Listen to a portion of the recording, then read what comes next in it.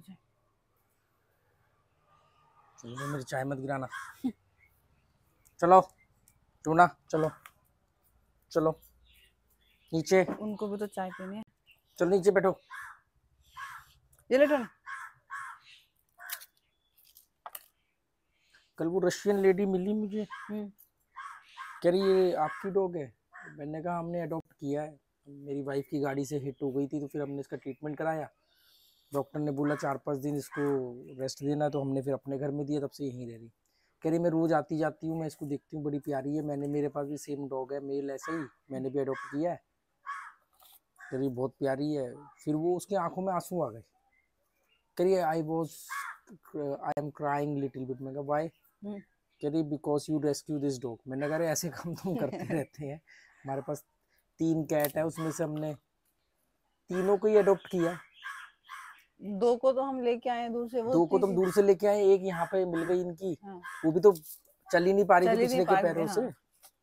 पिछले पैरों से तो चल ही नहीं पा रही थी। उसका भी तो पैर का उसको तो कितना हमने उसको ध्यान रखा, उसका इलाज कराया, तब जाके वो ठीक हुई है। हाँ उसका भी तो सही में जब आई थी तो पैर चल ही नहीं पा रही थी। आगे के 2 पैर से चलती थी। हाँ पीछे का तो वीडियो भी पड़े हुए हैं। फिर उसको आज देखो कितनी फिट और सबसे खूबसूरत है स्मोकी।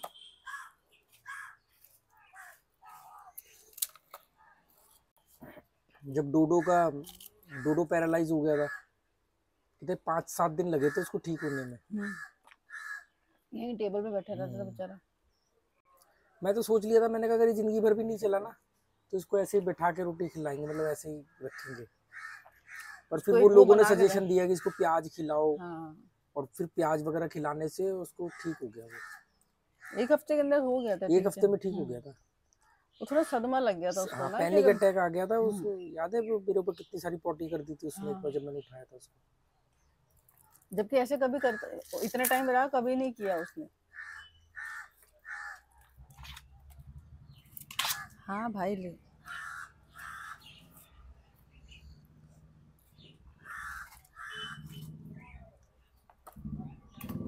कह रही मैं उडो बीच जा रही हूँ सनसेट देखने। कह रही इधर जा रही हूँ मैं सनसेट। मैं कहा इधर तो एक ही बीच है, उडो बीच सनसेट देखने। कह रही हाँ। उडो बीच तो पूरा मेंटेन कर दिया ना वहाँ पे लोगों को। मैंने कहा ये मेरा घर है इधर अंदर, मेरी वाइफ ये डॉग वगैरह घुमाती है, आपने देखा होगा कहीं पर। यार उधर प्लास्टिक बहुत सारे पड़े हुए, वो देखिए कितने सारे कहाँ से आ गए। 1 2 3 4 पन्नियां पड़ी हुई हैं, देखिए। निकाल देती हूँ वहाँ। निकाली, वहाँ कैसे पहुँच गया इतना कूड़ा? हवा से ही आते थे उधर से उधर। देखो भी जब तुम आए थे सफाई फिर इकट्ठा हो गया यहाँ पे। नहीं करवाओ ना सफाई। कूड़ा अगर इकट्ठा होगा तो कूड़े को निकालना भी पड़ेगा। किसी को महीने का बांध दो। बोला हुआ मैंने यही कि कोई आ जाए हफ्ते के हफ्ते सफाई कर जाए। हर हफ्ते में आए, अपना पैसे ले जाए।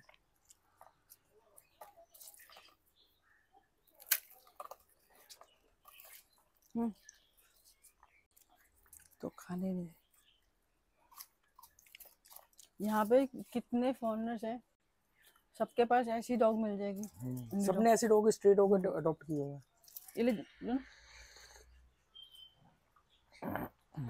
इसकी आंखों में सही में वो लाइन ऐसे लगता है काजल लगा हुआ है। इंडियन यू से काजल। यस काजल। ऐसा लगा है काजल लगाया हुआ है इसमें। वो सही में वैसी लगती है। टोनी के भी है, टोनी के भी ऐसे लगता है आंखों में काजल लगा हुआ।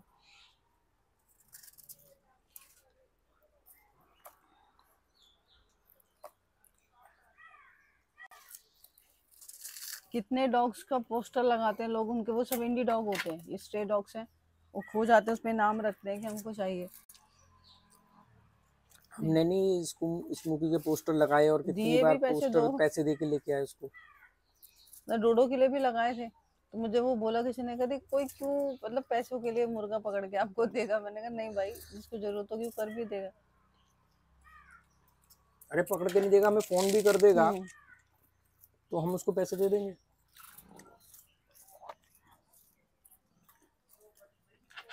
दे दो उसको, मांगे जा रहा है। जब स्मोकी की खोई थी उसके लिए पोस्टर लगा रहे, वो एक जगह दिखती थी 10 बच्चे आते थे। स्मोकी को तो 2 बार पैसे देके लाई हो ना। 2 या 3 बार। बच्चे जो पहले जब लाइब्रेरी में आंटी आपकी स्मोकी वहाँ पे देखी है, फिर हम जाते थे निकल जाती थी, फिर पहले से कहते थे अगर मिल गई तो फिर सबको देंगे पैसे।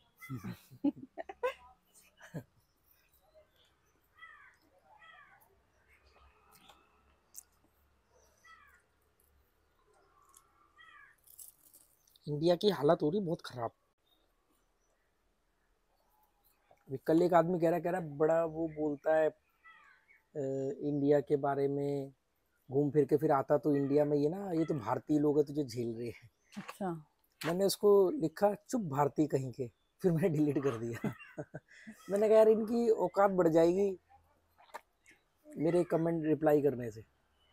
अगर जिस दिन ये बात तुम्हें समझ में आ जाएगी कोई आदमी इंडिया क्यों आता है, भाई मेरा देश है, मैं पैदा हुआ हूँ, क्यों नहीं आऊंगा। अब देश का माहौल इन जैसे लोगों ने खराब कर रखा है तो मैं क्या करूँ। हाँ। सोच, हम बचपन से जब से हमने होश संभाला, हम बाबरी मस्जिद का मुद्दा सुनते हुए आए कि जी एक मस्जिद है वहां पे पहले कभी मंदिर था और उसका केस चल रहा है। था नहीं था हमें को नहीं जाना इसमें, जबकि उसकी पुरानी रिपोर्ट, उस वहाँ पर एफआईआर दर्ज है, वहाँ के पंडित के बयान मीडिया में, बीबीसी जब पुराना चैनल होता तो उसमें है कि भी हम ही लोगों ने वहाँ पर जाके अवशेष रखे थे, मूर्तियाँ रखी थी, एफआईआर तक हुई थी उनपे, वो सब। मैं उस सब में नहीं जाना चाह रहा कि सच क्या है झूठ क्या है। मतलब ये तो वो वाली बात हो गई कि अगर मेरे परदादा का किसी के साथ प्लॉट का लेके विवाद था और मैं आज अपने परदादा का बदला लूंगा। ना परदादा है और जिनसे विवाद था वो भी नहीं है। हाँ। और मेरा पड़पोता फिर और आगे लेगा। तो मतलब बचपन से होश संभाला ना, बाबरी मस्जिद का मुद्दा यही सुनते हुए है। फिर ये गवर्नमेंट आई, इसने उसको सॉल्व कर दिया। मतलब सॉल्व क्या कर दिया, मतलब फैसला आ गया, सही आया गलत आया कुछ भी था, चलो ठीक है। मैंने कहा यार कम से कम एक मुद्दा तो खत्म हुआ ना। मतलब मुझे ना इस बात की खुशी थी कि चलो एक मुद्दा तो खत्म हुआ, टेंशन खत्म हो जाए। पर मैं थोड़ा सा नजरअंदाज कर गया कि राजनीति तो चलती ही मुद्दों पर है, राजनीति तो चलती मुद्दों पर, इसको तो जिंदा ही इसलिए रखा गया था मुद्दे को कि भी पॉलिटिक्स चलती है। वोट किसके नाम पे मांगोगे, मंदिर वहीं बनाएंगे, फिर कैसे लटक के टार्जन बनोगे।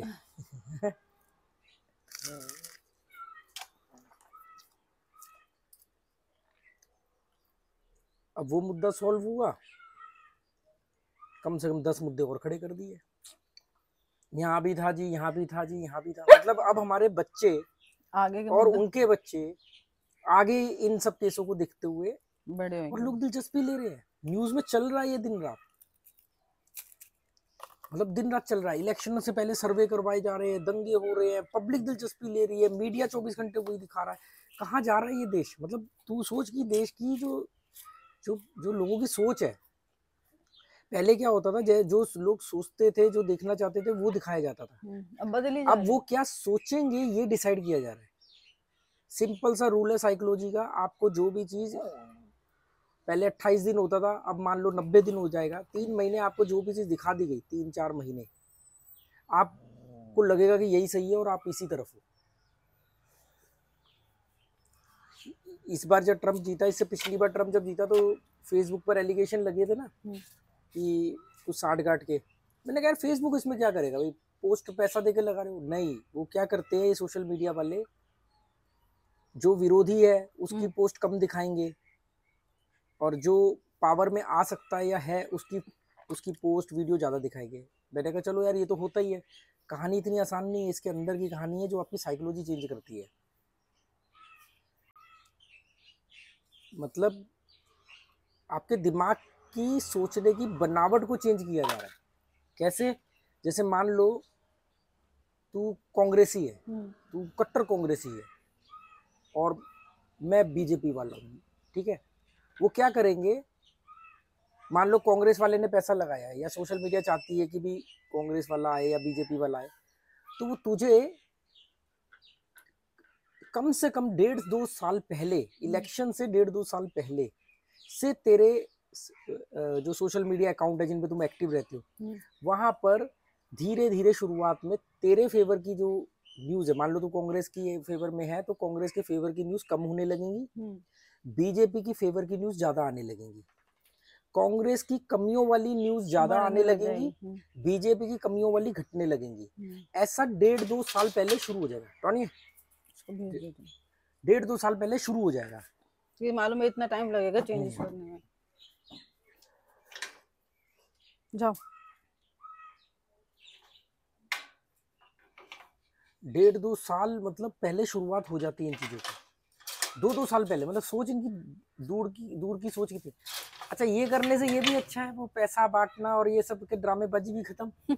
पहले तो आप लालच दे करके खरीद के ला रहे थे, अब तो आप मैनिपुलेट करके वोट खरीद रहे हो। उनको अपने मर्जी से लग पहले रहा तो है कि आपको हमने किया। शराब देनी पड़ रही है, पैसा देना पड़ रहा है, हम्म, अब तो उनको मालूम है कि हम तो इनकी बनावट ही चेंज कर रहे हैं ना सोचने की। तो जब तू 2 साल तक, 1.5-2 साल तक ये चीजें देखेगी तो तुझे लगेगा हाँ यार मैं ही शायद गलत जगह खड़ी थी। लगेगा भी नहीं, ऑटोमेटिकली सोच चेंज ही हो जाएगी, पता भी नहीं चलेगा। कुछ सोचेंगे थोड़ी बैठ के क्या सच में क्योंकि कांग्रेस। लगेगा हाँ, मतलब आप रैशनल हो, हाँ, तर्क कर रहे हो, लगेगा ही नहीं, तू सही है, धीरे धीरे बनावट ही चेंज हो जाएगी।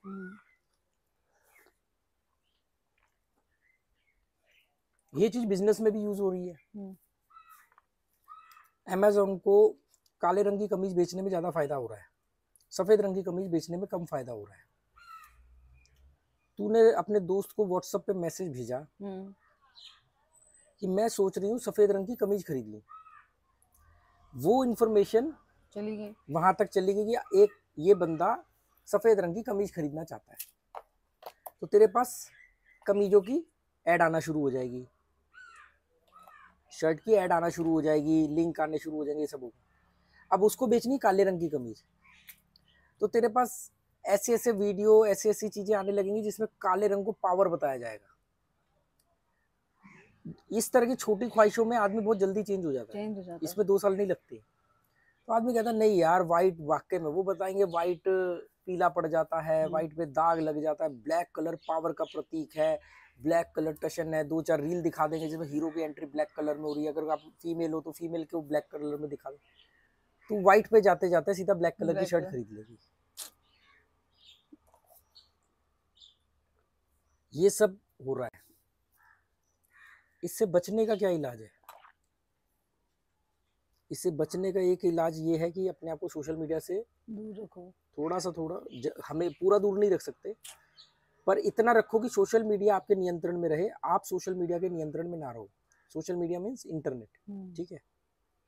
दूसरा तरीका एक और है, फिर भी सफेद कमीज खरीदनी हो तो लिखो काली पसंद है, काली खरीदनी हो तो लिखो सफेद पसंद है। इतना ही दिमाग चल जाए, इतनी ही सोच समझ आ जाए। तो दे रहा हूं ना दिमाग, ले लो। अब झोला फटा है तो मैं तो झोला खरीद के नहीं दे सकता। मतलब आपके बारे में राय बनाई जाएगी आपकी एक्टिविटी से। अपनी एक्टिविटी ऐसी रखो असमंजस वाली कि सामने वाला जो आपको चूज ना कर सके।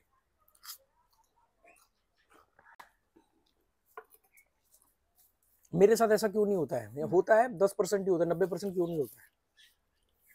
मैंने तो देखा तुम कैसी वीडियो पोस्ट जो तुम्हें पसंद नहीं होती उनको लाइक करते हो, जिनको पसंद होती है उनको इग्नोर करते हो ताकि उल्टे हो। और ऐसा भी हर बार नहीं करता हूँ, अगर हर बार करूँ तो भी प्रॉब्लम हो जाएगी ना भाई। वो फिर मेरे को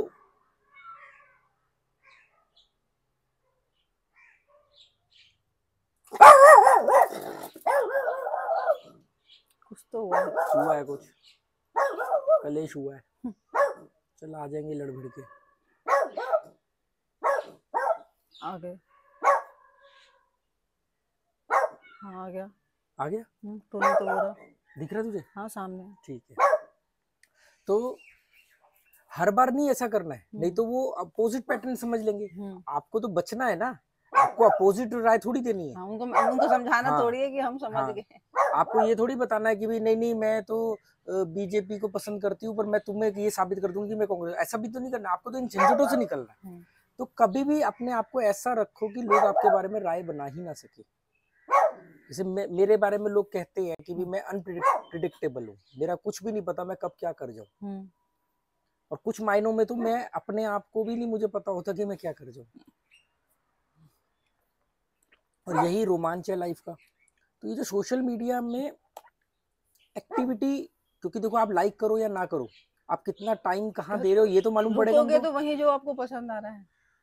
तो इसलिए कई बार अगर आप मान लो कोई ऐसा वीडियो देख रहे हो जिसपे आप टाइम तो ज्यादा दे रहे हो पर आप चाहते नहीं हो कि इससे रिलेटेड, अगर देखो आपने एक वीडियो पसंद किया और आपको उन्होंने सारे वीडियो एआई ने वैसे ही भेजना शुरू कर दिया, तो फिर नया कैसे आएगा? तो आपकी कंडीशनिंग हो जाएगी। आपको बचना है, लगातार टेक्नोलॉजी ताकतें आपकी कंडीशनिंग करने में बिजी हैं। मर रही हैं आपकी कंडीशनिंग करने में। हर कोई अपने हिसाब से आपकी कंडीशनिंग करना चाहता है। इसीलिए तूने कई सालों से एक खबर सुनी होगी, डाटा चोरी हो गया, इतने करोड़ लोगों का डाटा बेच दिया गया, इस बैंक पे आरोप लगा, इस उस पे आरोप लगा। शुरुआत कहाँ से हुई थी तुम्हें याद है? दिल्ली में हम लोग कभी फ्लैट देखने जाते थे किसी बिल्डर के यहाँ, वहां पर रजिस्टर पे वो एंट्री करवाते थे हमसे कि अपना फोन नंबर लिख दो, अपना नाम लिख दो कि आप हमारे यहाँ प्रॉपर्टी देखने आए हो। थोड़े दिन बाद, तब ये इंटरनेट वगैरह इतना ज्यादा नहीं था, दूसरे प्रॉपर्टी वालों से हमें कॉल आती थी, क्योंकि वो रजिस्टर की फोटो वहां पर बिकती थी, फोटोकॉपी वगैरह, ये जो भी ये होता है इन्फॉर्मेशन की, कौन कौन दिलचस्पी ले रहा है। आपको अपनी दिलचस्पी अपने तक ही रखनी है, क्योंकि अगर मैं इंडिया से बाहर हूं और मैं तुझे अपनी दिलचस्पी बताऊंगा तो बताऊंगा तो टेक्नोलॉजी से। पहले तो क्या होता था, डाटा निकालना मुश्किल, अब तो एआई है, अब तो सॉफ्टवेयर है, सब कुछ चीजें अलग हो चुकी हैं। मुझे ज़्यादा नॉलेज तो है नहीं इस बारे में बिल्कुल कि टेक्नोलॉजी कैसे काम करती है ये सब, पर फिर भी जितना मैं इसके नतीजों को समझ पाया हूँ वो मेरे फ़ोन हमेशा फ्लाइट मोड पे रहता है। तो कोई चाह के भी मेरे साथ किसी तरह की कोई मार्केटिंग, कोई बोकस कॉल, ये सब नहीं कर सकता, है ना। अभी आजकल एक बड़ा चल रहा है डिजिटल अरेस्ट। पढ़े लिखे लोग, रिपोर्टर, इस टाइप के लोग, नेता तक डिजिटल अरेस्ट हो रहे हैं। मतलब सोचो कि लोग बोलते थे पहले काला जादू करते हैं, हिप्नोटाइज करते हैं, अब मतलब इंटरनेट से भी हिप्नोटाइज करने लग गए। क्योंकि मुझे ऐसा लगता है कि यार एक कॉल कैसे आपको हिप्नोटाइज कर सकती है। इससे मतलब ये हो सकता है, ये मेरा अंदाजा है कि हो सकता है कि डिजिटल अरेस्ट करने के लिए जब वो किसी को टारगेट करते हो तो उससे कुछ हफ्ता 10 दिन पहले उसको इस तरह की चीज़ें भेजते हो, उसके सोशल मीडिया पे शेयर करते हो, उसको किसी और अननोन से फ्रेंड बनते हो, लाइक करते हो, कि ऐसी वीडियोस, ऐसी इन्फॉर्मेशन उसके तक पहुंच सके कि वो थोड़ा सा पैनिक करे। मुझे ऐसा लगता है, ये मेरा अंदाजा है, क्योंकि एक पढ़ा लिखा आदमी, रिपोर्टर टाइप का आदमी, एक पुलिस की कॉल आने से कैसे कॉल पे वो अरेस्ट हो गया, करोड़ों रुपया जाके बैंक से एफडीआर तुड़वा के दे रहे हैं, कैसे कर सकते हैं? कोई तो ऐसा पॉइंट है। हाँ, तो कुछ तो मैं वही कह रहा हूँ कि चीजें बहुत बदल रही। कोई भी मुंह उठा के आपकी जिंदगी में कभी भी आ सकता है, कोई भी एसएमएस आ जाएगा, कोई भी वीडियो शेयर हो जाएगा, कोई भी आप भैया आप अपना वक्त कहाँ बिताओगे? फेसबुक पर बिताओगे, यूट्यूब पर बिताओगे ना।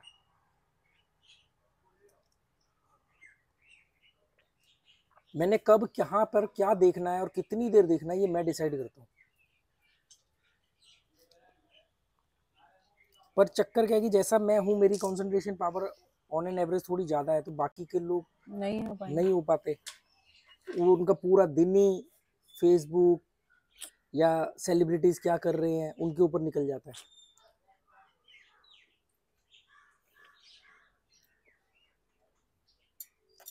रंजन रंजन रंजन रंजन रंजन।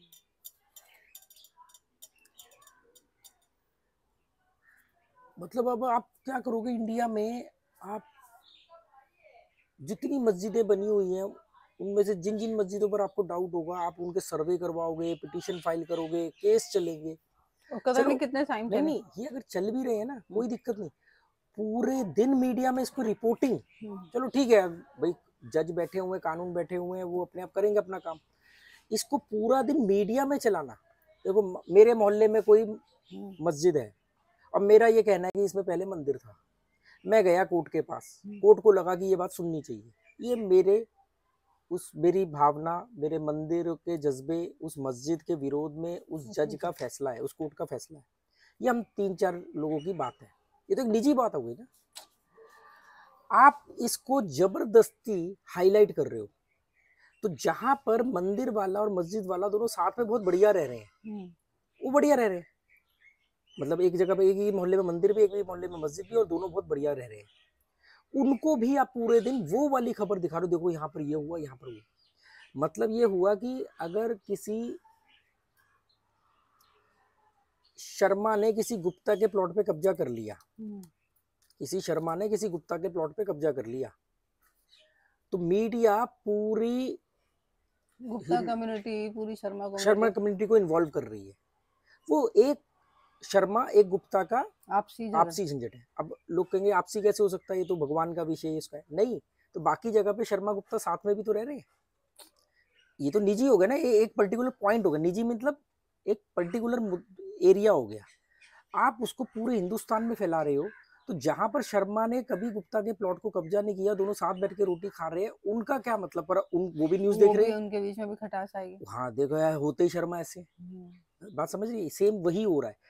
एक जगह पर पहली बात तो ये तो बेकार की बात है, जब देश आजाद होने से पहले कहाँ क्या हुआ क्या नहीं हुआ, ये होना चाहिए कि जिस दिन कानून इम्प्लीमेंट हुआ, 26 जनवरी को हमारा संविधान लागू हुआ था ना 1950 में, उसके बाद अगर कुछ हुआ है तो वो होना चाहिए। उससे पहले अब किसी ने 200 साल पहले 500 साल पहले किया, उसको अगर आज उखाड़ोगे तो फिर जो आज करना है वो कब करोगे?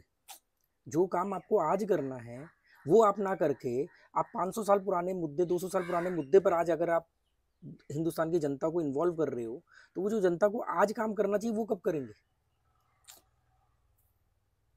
मतलब मैं अब वो अजमेर शरीफ और पता नहीं कहाँ कहाँ से, मतलब क्लियर है कि इनको कुछ नहीं, इनको लोगों को बेवकूफ बनाना है ताकि लोग अक्लमंद ना बने, रैशनल ना बने, नहीं तो सवाल करेंगे। दूसरा, एक लंबी राजनीति चाहिए, लंबी राजनीति तो मुद्दा चाहिए, मुद्दा चाहिए। अब बाबरी मस्जिद को भाई हर चीज की एक एक्सपायरी होती है, तो बाबरी मस्जिद के मुद्दे को कितना खींच सकते थे? कहीं तो उसको एक्सपायर करना था ना, कर दिया। अब क्या करोगे? अब किसका लटक के टार्जन बनोगे? भाई 370 का भी आपने कर दिया। तो मुद्दे चाहिए, बिना मुद्दों की राजनीति नहीं होती, मुद्दा चाहिए कि मुद्दों को जिंदा रखा जाए। पब्लिक गोबर खाने वाली बेवकूफ है, उनको दिख नहीं रहा, उनका इस्तेमाल किया। मीडिया क्या कर रही है इसमें? एक जगह पर एक आदमी ने पिटीशन फाइल करी, कोर्ट ने बोला ठीक है सर्वे करा रहे हैं, ठीक है करवाओ, वहीं पे वहां का मामला है वहीं पे निपटाओ। उसको आप पूरे नेशनल मीडिया पे 24 घंटे चला करके पूरे देश का माहौल क्यों खराब कर रहे हो? जहां पर ये मुद्दा नहीं भी है, जहां पर यही दोनों लोग, दोनों कम्युनिटी के लोग साथ में बड़े मजे से रह रहे हैं, उनके बीच में आप जहर क्यों घोल रहे हो? जहां पर है प्रॉब्लम वहां पर सॉल्व करो ना। तो क्लियर है कि भाई उस पर्टिकुलर जगह से तो वोट नहीं मिलेगा ना, उसके खाली वोट लेके क्या करोगे? धार्मिक आस्था पे ले जा रहे सारी चीजों को। अरे धार्मिक आस्था, आस्था जब प्रेग्नेंट हो जाती है और फिर जब वो आस्था बड़ी हो जाती है, जब उसका पेट बड़ा हो जाता है, फिर वो एक बच्चा जन्म देती है, उस बच्चे का नाम होता है अंधविश्वास।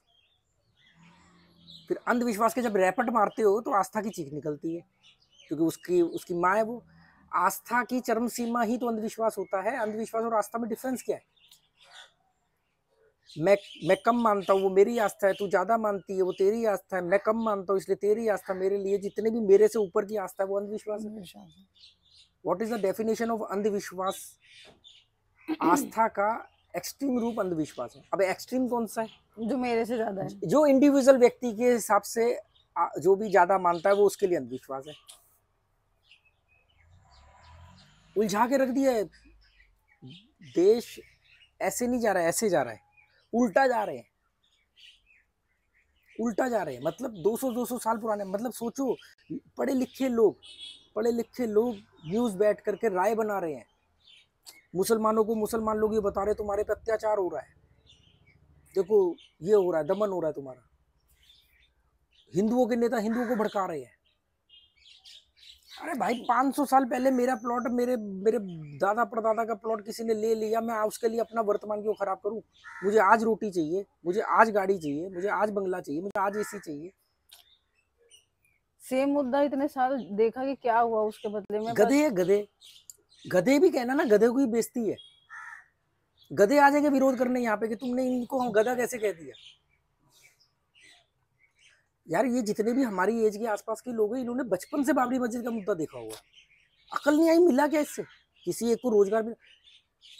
धार्मिक स्थान पहले कम थे, लूटने के लिए और बना दिए, और वहीं के लोगों ने हरवा भी दिया। अयोध्या से क्या रिस्पॉन्स आया और वहां के लोग कितना परेशान यार क्या हो रहा है? बड़ा मेरे से लोगों ने बहस करी थी, नहीं नहीं इससे पिलग्रिम टूरिज्म बढ़ेगा, इससे लोगों को रोजगार मिलेगा। अरे मूर्ख इंसान, एक पर्टिकुलर एरिया के लोगों को बेनिफिट मिलेगा, और यहाँ तो बेनिफिट भी नहीं मिला। यहाँ क्या हुआ? आपने पूरी की पूरी नगरी चेंज कर डाली। मैं गया था ना, मंदिर बनने से पहले भी मैं गया था, बात तो नहीं किया मैं। डेवलपमेंट करना है तो आप डेवलपमेंट वाला करो ना, ये पिलग्रिम डेवलपमेंट क्यों कर रहे हो आप? छोटे छोटे मंदिर जो 4 ईंट रख के बनाए गए थे, आज वो इतने बड़े मंदिर हो गए, उनकी झूठी कहानियां। मतलब ये कीड़े मकोड़े मेरे से आर्ग्यूमेंट करते हैं, बेवकूफ लोग, गोबर खाने वाले लोग। तू तो गई है गुप्ता जी के घर, जहाँ मैं शादी से पहले अकेला रहता था, सामने बिजली का ऑफिस था, पहले डेसू होता था, बाद में वो प्राइवेट हो गया दिल्ली में। जब वो बिजली वाले वैसे ही तुझे मालूम है सरकारी और देसू होने पे काम कम करते थे, तो बाहर एक बरगद का पेड़ था, उसका चबूतरा था, वहां पर बैठ करके ये लंच वगैरह पे अपना चाय पी ली, पत्ते खेल लिए। बगल में एक चाय वाला था, जिससे मैं चाय मंगाता था, उसका नाम याद आ गया, जवाहर। जवाहर 2 चाय देना, 1 चाय देना।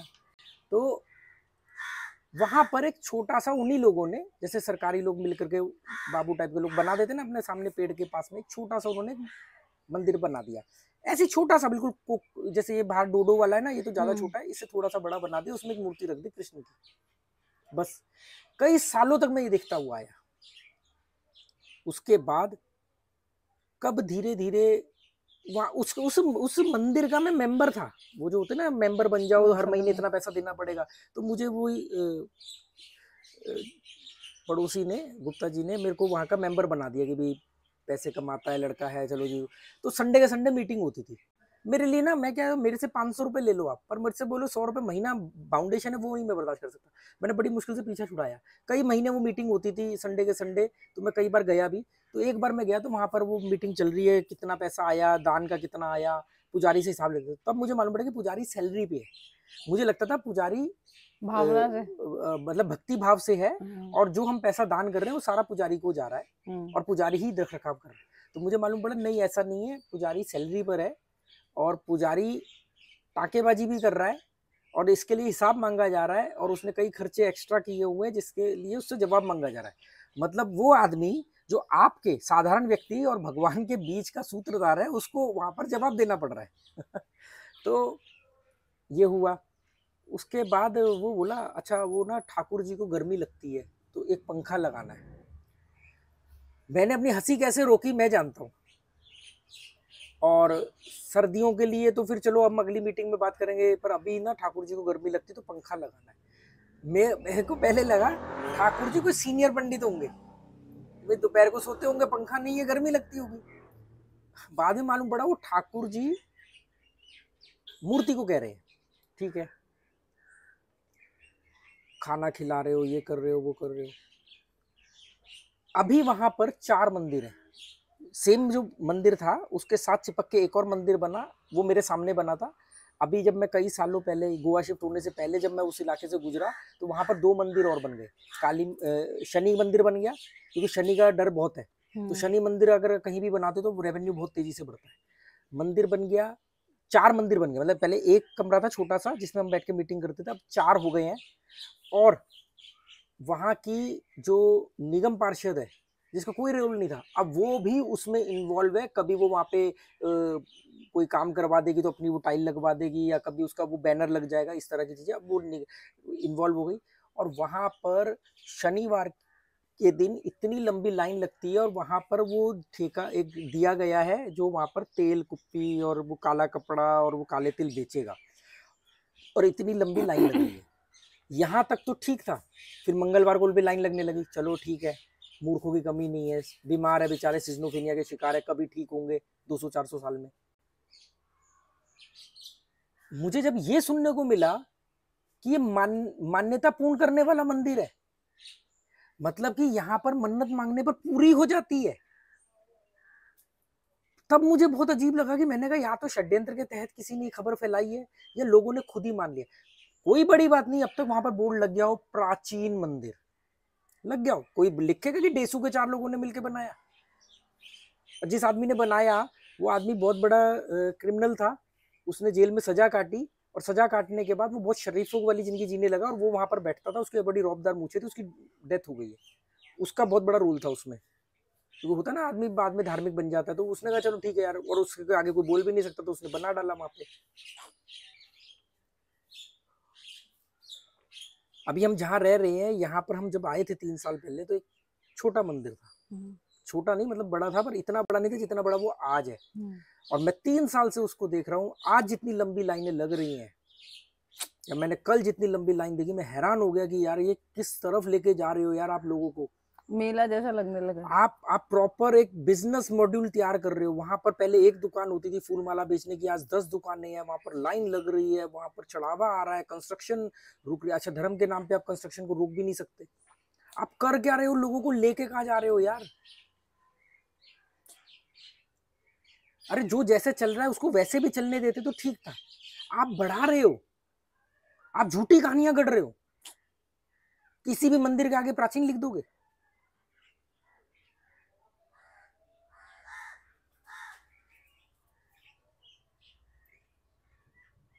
फ्रिज को डीफ्रॉस्ट मत करो। फ्रिज के अंदर देखो तो आपको रोज कई शिवलिंग बने हुए मिलेंगे।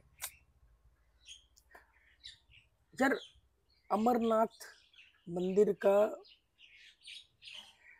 रिपोर्ट सामने आई है कई साल पहले कि जो वहां पे जो फोर्सेस के लोग उसकी रखवाली करते हैं वो लोग जूते पहन करके वहां चढ़ के फोटो खिंचवा रहे हैं यात्रा शुरू होने से पहले। वो काफी वायरल हुआ था, काफी बवाल मची थी। एक बार वहां पर शिवलिंग नहीं बना तो आर्टिफिशियल बर्फ ले जा करके उन्होंने वहां पर आर्टिफिशियल शिवलिंग बनाया ताकि जो भीड़ आने वाली और उससे जो रेवेन्यू आएगा वो ना डिस्टर्ब हो।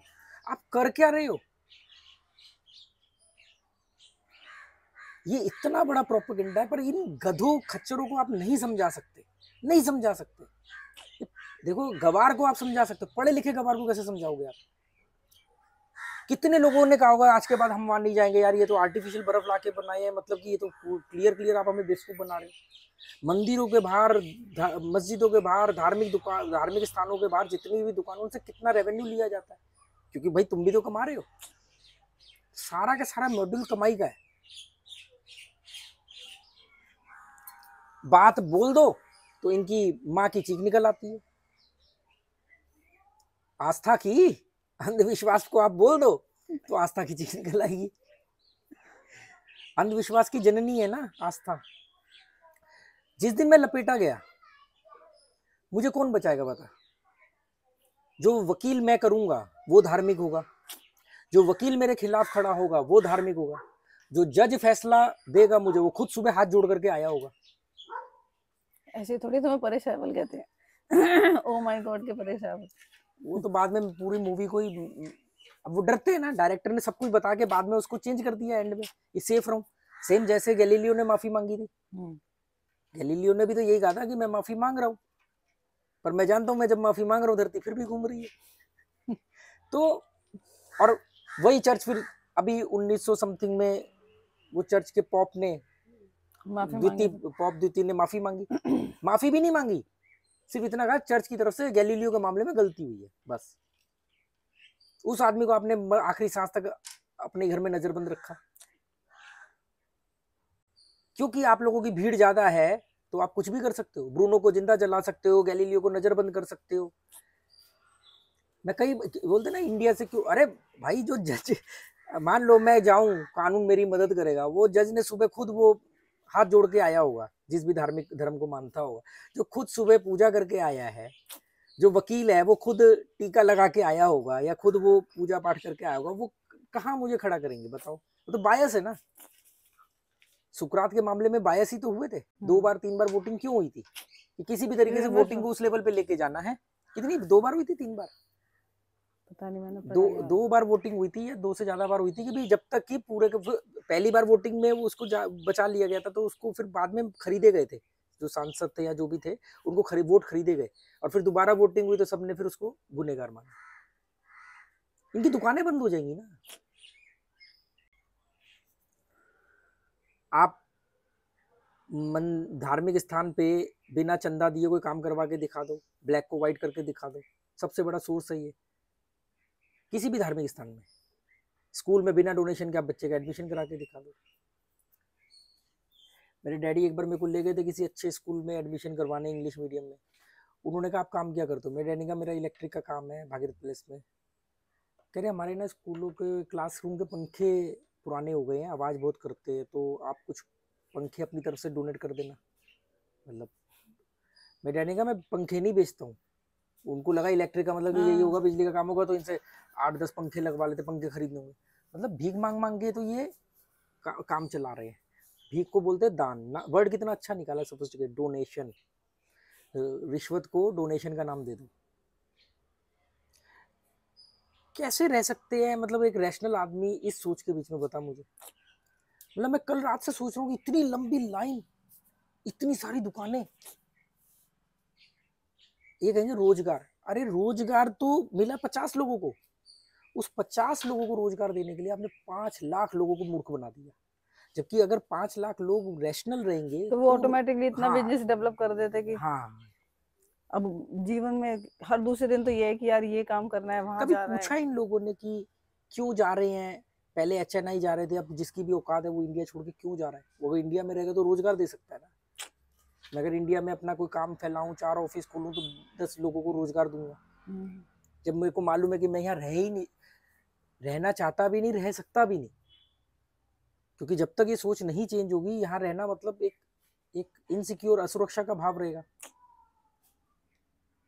और देख करके वैसे भी आप बिना रिएक्ट किए रह नहीं सकते। या तो हो जी आ रहे हैं, मुझे क्या लेना देना, भाड़ वो में जाए। सोच हो तो फिर तो वो सोच होती तो फिर बंदा चेंज ही हाँ। नहीं होएगा।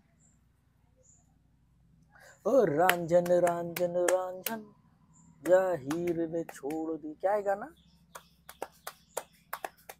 ए टोनिया, ए टोनिया, अंदर आना है, अंदर आना आएगा। खोल दो तुम खोल दो। ओ रांझन रांझन रांझन,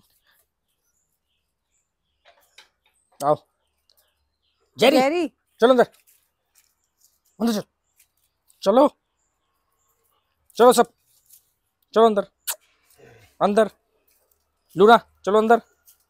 जेरी उसको राउंड लगा के आने दो। उसका तो वो हाल होगा कि अरे पीछे तो कोई है ही नहीं।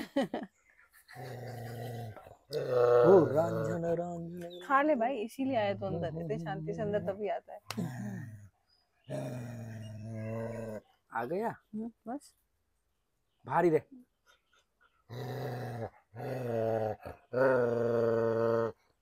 तो क्या करे बॉस, ये लोग इसको बचा सकते हैं। हर आदमी अगर अपने लेवल पर कोशिश करे तो चीजों को बदल सकता है, पर इतने सालों की कंडीशनिंग, मेरी 2-4 बार के वीडियो देख के बातें सुनने से थोड़ी बदल जाएंगी। फिर इनकी एक सोच होती ना, तू ही अकलमंद है, इतनी भीड़ पागल है, इतनी भीड़ पागल है, तू ही ज्यादा सोच रहा है। हाँ। तो सच है ना कि भीड़ पागल होती है, क्योंकि वो भीड़ है इसलिए उनको पागल नहीं कहा जा सकता। तो जो कम लोग होते हैं उन्हें पागल कहा जाता है। इसीलिए स्टीव जॉब ने कहा था कि दुनिया को पागल ही बदलेंगे, पागलों की सुनो। अपर लेवल पे इतने जो लोग होते हैं, चाहे वो किसी भी फील्ड में हो, उनके पास माइंड तो होता है, पर वो पता नहीं मतलब चीजों को उस तरीके नहीं, वो तो जानबूझ के करते हैं ना, सुरक्षा की वजह से। देखो जो सत्ता में है, आपको दक्षिणपंथी बनना ही पड़ेगा, राइट विंग में आना ही पड़ेगा, क्योंकि आपके पास खोने को बहुत कुछ है। जो अंगला कंगला है, जिसके पास खोने को कुछ नहीं है, वो राइट में खड़ा हो या लेफ्ट में खड़ा हो, उसकी औकात ही कुछ नहीं है। राइट में खड़ा होगा, राइट वाला उसको अपने पास लाएगा नहीं, होगा तेरी तो औकात कुछ नहीं है। लेफ्ट में खड़े होकर के भौंकते रहो जो भौंकना है, चिल्ला के। बात समझ रही है? इसलिए पर जिसका खोने को कुछ होता है वो उसको बचाने की कोशिश करता है। वो कहता है ये मूर्खों के लिए मैं क्यों आवाज बनूं। तो ठीक है, तो वो लोग फिर धार्मिक यात्राएं करते हैं, जिस धर्म का ज्यादा प्रचलन होता है उसके, क्योंकि धार्मिक होने से आपको प्रोटेक्शन मिलता है ना, बाकी के भीड़ धार्मिक लोग आपको प्रोटेक्ट करते हैं। धार्मिक आदमी को अगर आपने कुछ कह दिया तो 1000 धार्मिक आदमी उसके लिए खड़ा हो जाएगा। एक नास्तिक को आपने कुछ बोल दिया या रैशनल को आपने कुछ बोल दिया, उसके लिए कोई रैशनल नहीं खड़ा होगा। वो रैशनल सिर्फ अपने बंद कमरे में राय दे सकता है, समझी? क्योंकि इतनी दूर की प्लानिंग करते हैं, स्ट्रेटेजी धीरे धीरे धीरे अमल में लाते हैं, पेशेंस लेवल भी है, दूरदर्शिता भी है। वही जो तुम कहते हो कि एक माइंड है तो हैकर भी बन जाता है और आदमी इंटेलिजेंट।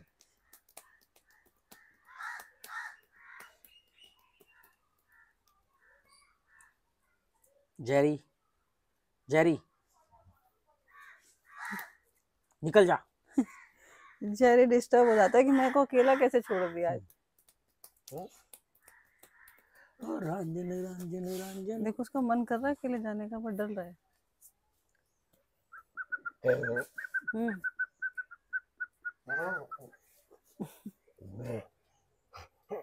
ईर्ष्या हो रही है। अभी इसको निकाल दो, फिर दोनों भाग जाएंगे।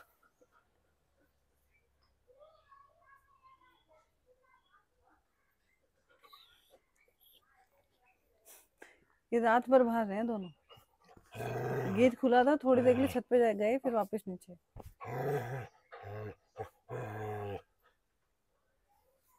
रंजन रंजन रंजन, क्या करे यार, जो हम कर सकते हैं वो मैं कर रहा हूँ, ये मेरा कंट्रीब्यूशन है सोसाइटी को।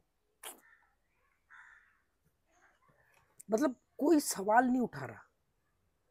एक वो जो अमरनाथ मंदिर की मैंने बात करी, एक मुस्लिम आदमी वहां गया घूमने, फिर वो जो भेड़ बकरियां चढ़ाते हैं कौन है, उसने देखा कि अरे ये तो जो हिंदुओं के शिवलिंग जैसा दिखता है, उसने आके बताया, उसको आपने नेचुरल और वो धार्मिक स्थान मान लिया। दुनिया में लगभग 6000 धर्म है, हर ट्राइबल्स का अपना रिलीजन होता है, हर ट्राइबल को किसी मतलब नहीं, शिव से, राम से, अल्लाह से, ईसाई से कोई मतलब नहीं, उनके अपने अपने कुल देवी देवता होते हैं, उनके अपने देवी देवता होते हैं। पुराने जमाने के लोग तो मुझे ज्यादा समझदार लगते हैं, जो जो सूर्य को देवता मानते थे। अगर हम ये कहें कि आज हम जिंदा कैसे हैं, तो सूर्य की रोशनी की वजह से ना। ये पौधे अगर प्रकाश संश्लेषण से भोजन नहीं बनाएंगे, ये जिंदा नहीं रहेंगे, तो हम कैसे जिंदा रहेंगे, है ना। वो नदी को देवता मानते थे, जल को देवता मानते थे, वो वायु को देवता मानते थे। मुझे लग रहा है वो ज्यादा समझदार और रैशनल थे। इन्होंने इन सब चीजों को तो साइड में करके इनके करेक्टर डिसाइड कर लिए, करेक्टर डिजाइन कर लिए, और वो करेक्टरों के पीछे भागने लग गए। जबकि अगर आप राजा रवि वर्मा के बारे में पढ़ोगे तो वो व्यक्ति है जिसने 90s की शुरुआत में और 18s के एंड में, मतलब 1890 के आसपास या समथिंग, राजा रवि वर्मा, जिसने पहली बार माइथोलॉजी को सुन के आकृति बनाई कि भगवान ऐसे दिखते होंगे, और प्रिंटिंग प्रेस से पहली बार तस्वीरें निकाली। तब से लेकर के आज तक हमारा मानना है कि ये पर्टिकुलर कैरेक्टर ऐसा ही दिखता होगा, जबकि वो राजा रवि वर्मा की अपनी उपज थी। उसके बाद किसी ने कभी भी कोई उसमें चेंजेस नहीं किए। जो चेंजेस होते हैं तो उसका विरोध होता है। जैसे कोई मूवी आई थी ना, उसमें रावण को थोड़ा अलग दिखा दिया गया था, तो लोगों ने बोला ये कैसे कर दिया आपने यार ऐसे। क्योंकि जो राजा रवि वर्मा ने पहली बार जो प्रिंटिंग प्रेस से पोस्टर निकाले, वही आज तक चले आ रहे हैं। कभी किसी ने सोचा कि राजा रवि वर्मा ने इसका आकलन कैसे किया? माइथोलॉजी के बेस पे चलो कहानी बढ़ के किया भी होगा, तो कहानी बढ़ के तो बहुत सारी आकृतियां बन सकती हैं, जरूरी थोड़ी कि वही बनेगी जैसे उसने बनाई, इमेजिन करें। फिर कोई सवाल करना ही खत्म हो चुका है। दिख रहा है साफ साफ, नहीं दिख रहा होता कोई दिक्कत नहीं है। जैसे एक प्लेटो की बुक है ना, उसमें वो द रिपब्लिक है शायद, जिसमें एक तस्वीर है कि वो पूरी तस्वीर एक कहानी करती कि एक गुफा है धरती के नीचे, उस गुफा के अंदर लोग अंधेरे में रह रहे हैं, वहीं पैदा होते हैं, वहीं मर जाते हैं। उनमें से एक आदमी निकलता है, वो रोशनी ढूंढता है, और ढूंढते ढूंढते उसको रोशनी का दिखता है। फिर वो वापस आता है और लोगों को बोलता है कि अरे हम अंधेरे में रह रहे हैं, वहां पर रोशनी है, वहां रहते हैं। गुफा के अंदर ही रोशनी आ रही थी कहीं से। फिर वो वहां जाता है, वो एक्चुअली याद नहीं, फिर वो दीवार पर रोशनी पड़ती है, उसमें उनको उनकी शेडो दिखती है, वो शेडो को वो सब कुछ मानने लग जाते हैं। मतलब एक तस्वीर है, आप उससे कुछ भी कहानी निकाल सकते हो अगर आपका दिमाग रैशनल है। फिर उसमें से एक कहता चलो हम बाहर जाके देखते हैं। फिर एक गुफा से बाहर निकलता है, वो बाहर जाके देखता है कि अरे यहाँ तो रोशनी है, बढ़िया हरे पत्ते हैं, सब्जियां हैं, फल है, खाना है, हम तो कौन सी जिंदगी जी रहे थे। फिर वो वापस आता है और लोगों को बोलता है कि बाहर बहुत बढ़िया है। कुछ लोग मना कर देते हैं, नहीं नहीं हम यहीं ठीक है, हम तो यहीं के बन के रह गए हैं। कितने साल पहले भी यही कहानी चल रही थी। मतलब प्लेटो ने कब वो लिखी होगी बुक? इंसान के पास जब आईक्यू लेवल डेवलप हुआ, कहते हैं कुछ 50-60 हजार साल पहले इंसान के पास समझ आई। 50-60 हजार साल पहले। एवोल्यूशन की थ्योरी तो करोड़ों साल की है, पर जो सोचने समझने वाली 50-60 हजार साल पहले आई। 10 से 12 हजार साल पहले इंसान ने अनाज उगाया। मतलब उसको पहले लगा कि जरूरत पूरी करनी है, क्योंकि सारे के सारे धर्म जो है, जो सबसे पुराना धर्म भी मिलता है, वो ज्यादा से ज्यादा 5-6 हजार साल से पुराना नहीं मिलता है। काल्पनिक तौर पे जो मर्जी बोलते रहो, 1,00,000 साल पुराना, 50,000 साल पुराना, पर अगर आप एविडेंस के बेस पे बात करो, जो जो चीजें मौजूद हैं, तो यहूदी धर्म, भाई ये जो सुकरात वगैरह को जिन लोगों ने जहर वहर भी दिया, तो सुकरात भी तो 2,500 साल पहले के आसपास के लोग हैं। ये समकालीन है ना, सुकरात, प्लेटो, अरस्तु, बुद्ध, लाउजू, कन्फ्यूशियस, ये सब एक आसपास के टाइम के लोग हैं। तो वहीं पर फादर ऑफ फिलोसफी कहा जाता है सुकरात को। तो लगभग 2,500-3 हजार साल पहले, 2,500-3 हजार साल पहले मतलब इंसान फिलोसफी पे उतरा, मान लो। या कोई बोले जी 5,000, 6,000, 8,000, भाई अनाज 10,000 साल पहले उगाया, 10 से 12 हजार साल है। मतलब पहले भूख का इंतजाम किया, फिर धर्म का। फिर बाद में सोचना शुरू किया, जब सोचना शुरू किया, जब पेट में रोटी आई तो सोचना शुरू किया, सोचना शुरू किया तो फिर जो जो ज्यादा बेहतर सोच पाए उन्होंने कहा कम बेहतर वालों को कैसे कंट्रोल करें, तो वो देवता बन गए। उन्होंने अपने आप को राजा घोषित कर दिया। राजा को राजा का तो तख्ता पलट हो सकता है, तो फिर राजा ने डिक्लेयर कर दिया कि मैं तो देवता हूँ, मैं तो ईश्वर ने भेजा मुझे। उसके लिए फिर आई कहानियां, फिर आई कविताएं, जिसमें राजा के बखान किए जाने लगे। हो रांझन रांझन रांझन। अरे मैं बात कर रहा हूँ कि हम आज की बात करें ना यार। आज एक बात सच है कि मैं अभी उठा हूँ, मुझे चाय पीनी है, ये सच है। चाय पीने में जो मटेरियल डला है उसमें पैसा चाहिए, पैसे को अर्जित करना पड़े। किसी भी धार्मिक स्थान पे जाके आप पैसा थोड़ी कमा सकते हो, वहां तो देना पड़ेगा। या तुझे भूख लग रही है, एक जगह बड़ा पाव है और बगल में एक धार्मिक स्थान है, तो तू धार्मिक स्थान पे जाकर के थोड़ी अपना पेट भर सकती है।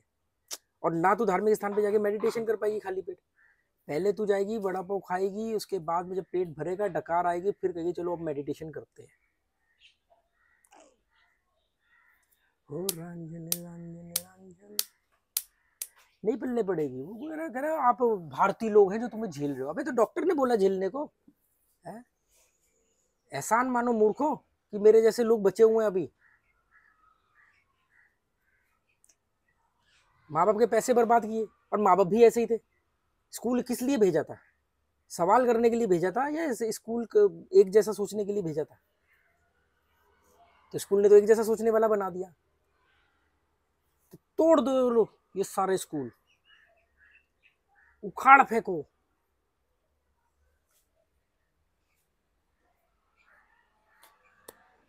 तुझे निकाल दिया आज हमने। किसे देख रहे?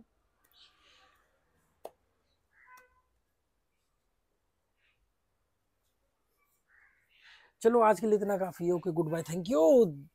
पल्ले पड़े तो ठीक है, नहीं तो दफा हो जाना। बकवास करने की जरूरत नहीं है, समझे? जिसकी भी माँ की चीख निकली है वो दफा हो जाओ। माँ की चीख मतलब अंधविश्वास की माँ आस्था।